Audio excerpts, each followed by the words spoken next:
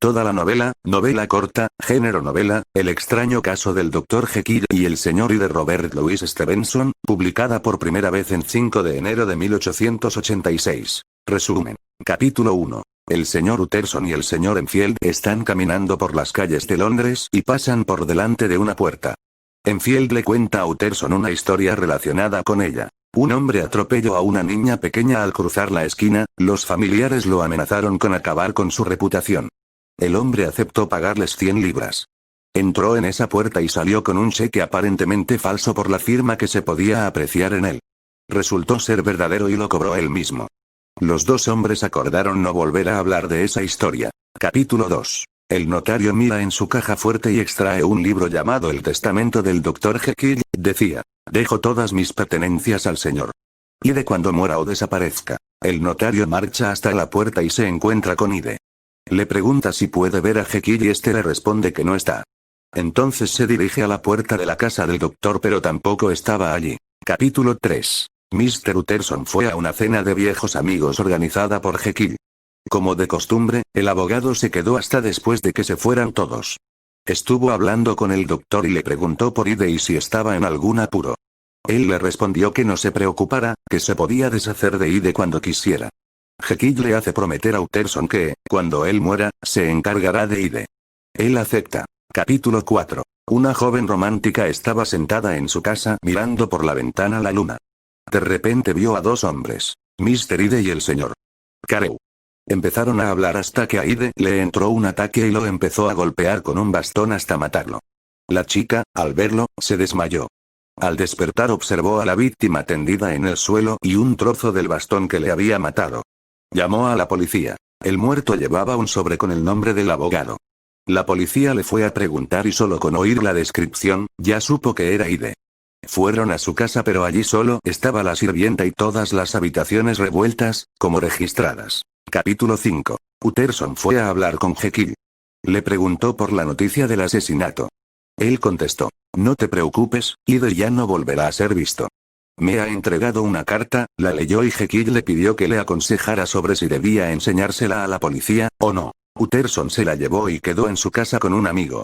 Este miró la carta, más tarde entró el sirviente, dándole el abogado otra nota. Era Jekyll que le invitaba a cenar. El amigo cogió la nota y la comparó con la carta. Es la misma caligrafía, yo no la enseñaría a la policía, dijo.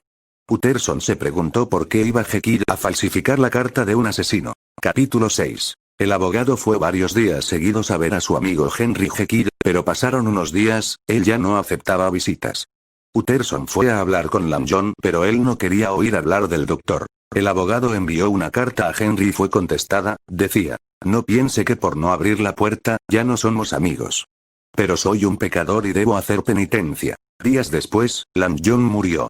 Utterson abrió un sobre que tenía él, que decía: solo para Utterson, en caso de que muera antes que yo, quemar la carta sin ser leída. El abogado abrió el sobre y dentro había otro igual que decía: no abrir antes de la muerte o desaparición de Henry Jekyll. Esto estremeció a Utterson. A pesar de la curiosidad, el abogado decidió no abrirlo haciendo caso de la inscripción. Capítulo 7. Utterson y Enfield estaban paseando por la calle cuando vieron el callejón de la puerta. Fueron a ver las 3 ventanas del despacho de Jekyll. La de en medio estaba abierta y se podía apreciar el rostro del doctor. Se quedaron a hablar hasta que de pronto, Jekyll empalideció, puso cara de horror y salió corriendo, cerrando la ventana. Los dos hombres se quedaron paralizados. Capítulo 8. Pole, el mayordomo de Jekyll, fue a ver a Utterson. Le comentó que al doctor le pasaba algo y los dos fueron a su casa. Intentaron hablar con él pero, aparte de no dejarlos entrar, tenía una voz muy rara. Pole le dijo que el doctor le pasaba notas por debajo de la puerta pidiendo productos y quejándose de que los que le había traído no eran puros. Utterson le pide al mayordomo una de esas notas.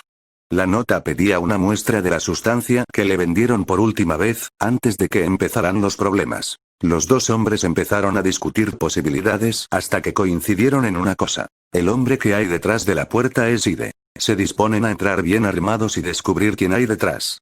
Entonces, los dos hombres advirtieron al personal de que esperaran en la puerta trasera por si intentaba escapar ese individuo. Se dirigieron al laboratorio y derribaron la puerta.